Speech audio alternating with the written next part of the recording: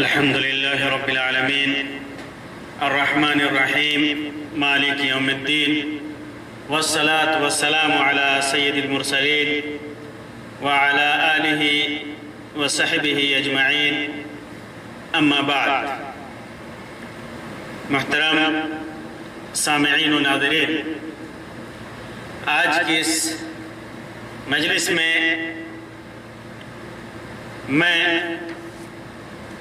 شیطان ابلیس کے سب سے قریبی شیطان کا ذکر کروں گا کہ ابلیس کو کون سا شیطان زیادہ محبوب ہوتا ہے. یہ معلوم ہے کہ شیطان ہمیشہ انسان کو گمراہ کرنے پر لگا رہتا ہے، اور ہر شیطان اپنی وسعت، اپنی طاقت کے مطابق انسان کو گمراہ کرتا ہے. ان میں سے ایک شیطان جو سب سے زیادہ قریبی ابلیس کا ہوتا ہے، اس کے سلسلے میں ایک روایت، وہ روایت امام مسلم نے اپنے صحیح کے اندر ذکر کیا ہے، اور اسے جابر رضی اللہ تعالیٰ عنہ سے روایت کیا ہے کہ اللہ کے رسول صلی اللہ علیہ وسلم نے ارشاد فرمایا کہ ابلیس ان الشیطان یضع عرشہ علی الماء، کہ ابلیس شیطان سمندر میں پانی کی سطح پر اپنا تخت حکمرانی بچھاتا ہے، اپنا تخت بچھاتا ہے جس پر بیٹھ کر کے شیطانوں پہ حکمرانی کرتا ہے. ثم یبعث سرایاہ فی الناس، پھر لوگوں کو شر و فتنہ میں مبتلا کرنے کے لیے اپنی جماعتوں کو روانہ کرتا ہے، اپنی جماعتوں کو بھیجتا ہے. فَأَقْرَبُهُمْ عِنْدَهُ مَنْزِلَةً أَعْظَمُهُمْ عِنْدَهُ فِتْنَةً، تو جو لوگوں کو سب سے بڑھ کر گمراہی اور فتنے میں مبتلا کرتا ہے، لوگوں کے اندر سب سے زیادہ فتنوں کو ہوا دینے والا ہوتا ہے،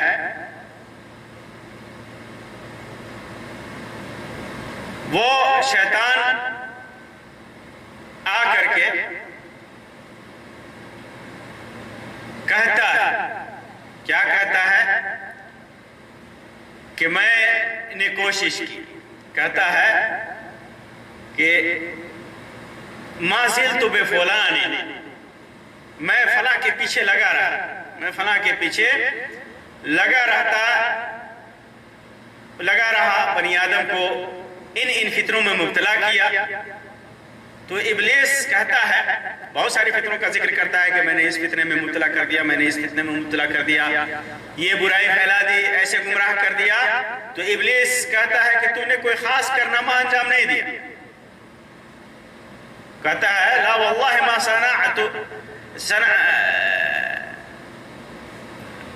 صنعت شیئا،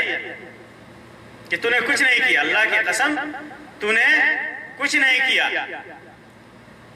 پھر ابلیس کے پاس ایک دوسرا شیطان آ کر کے اپنی کارگزاری بیان کرتے ہوئے کہتا ہے کہ میں بنی آدم کے پیچھے پڑا رہا حتیٰ کہ اس کے اور اس کی بیوی کے درمیان جدائی کو یقینی بنا کر ہی دم لیا. یعنی اس کے پیچھے پڑا رہا ما ترکتہ حتی فرقت بینہ و بین اہلہ، یہاں تک کہ اس کو اور اس کی بیوی کے درمیان طلاق دلوا دیا، پھوٹ ڈلوا دیا، جھگڑا کروا دیا، جس کا نتیجہ طلاق ہوتا ہے.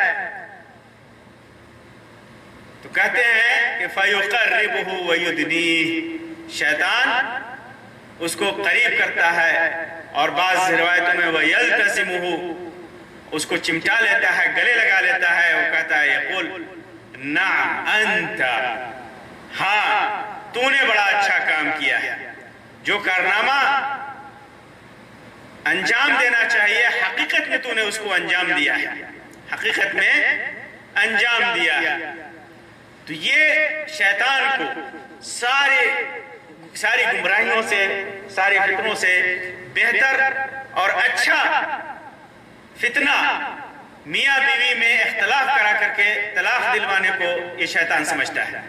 اور اس شیطان کو ابلیس اپنے سے قریب کرتا ہے اور اس سے زیادہ خوش ہوتا ہے جو شیطان انسان کے پیچھے لگا ہوا ہو اور اس کی بیوی کے درمیان تفریق کر دے اور دونوں کے درمیان طلاق کی نوبت آ جائے۔ یہ بڑے گناہوں میں سے ہے۔ اسی وجہ سے میاں بیوی کے درمیان اختلاف پیدا کرنا، طلاق دلانا، یہ بڑے گناہوں میں سے ہے، جرم عظیم ہے، بہت بڑا جرم ہے، بڑے گناہوں میں سے ہے، اور بلکہ یہ جادوگروں کی کاریگری میں سے، کارناموں میں سے ایک کارنامہ ہوتا ہے کہ وہ میاں بیوی کے درمیان فرق کراتے ہیں۔ کیا کہا کرتے تھے کچھ لوگ کہ سلیمان علیہ السلام کی طرف نسبت کرتے تھے کہ وہ ان کو جادو آتا تھا۔ تو جادو اللہ تبارک و تعالیٰ کے ہاں کفر ہے، تو اللہ تعالیٰ نے کہا کہ سلیمان نے کفر نہیں کیا، لیکن شیطان لوگوں کو کفر کرنے پہ ابھارتا رہا، ان کو جادو سکھاتا رہا۔ یہ شیطان ان کو جادو سکھاتے تھے، کفر پر ابھارتے تھے اور کہتے تھے کہ تمہیں آزمائش کے طور پر میں جادو سکھا رہا ہوں، اور وہ لوگ شیطان سے جادو سیکھتے تھے۔ ما یفرقون بہ بین المرء وزوجہ،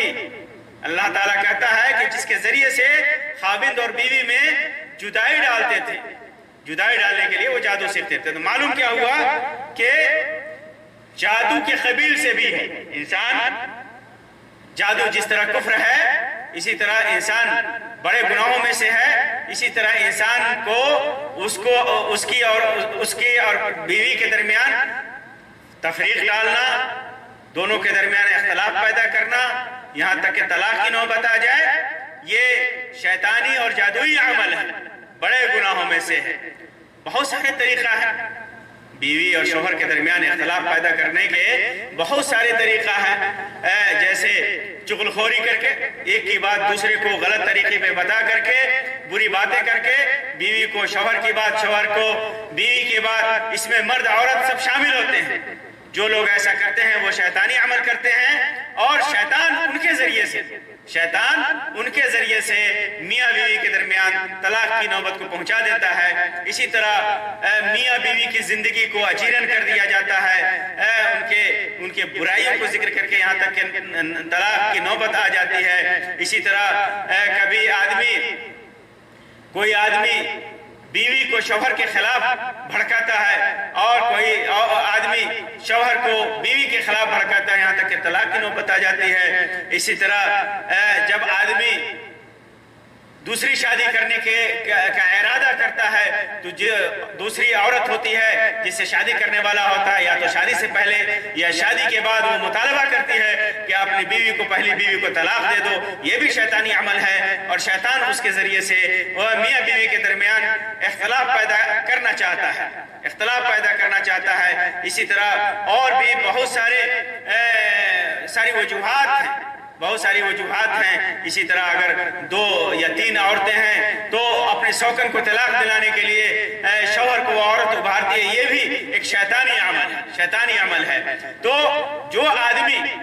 آدمی ایسا عمل کرتا ہے، ایسا کام کرتا ہے، ایسی باتیں کرتا ہے جس سے میاں بیوی کے درمیان تفریق اور اختلاف ہو، وہ گویا شیطانی عمل کرتا ہے۔ اس وجہ سے آدمی کو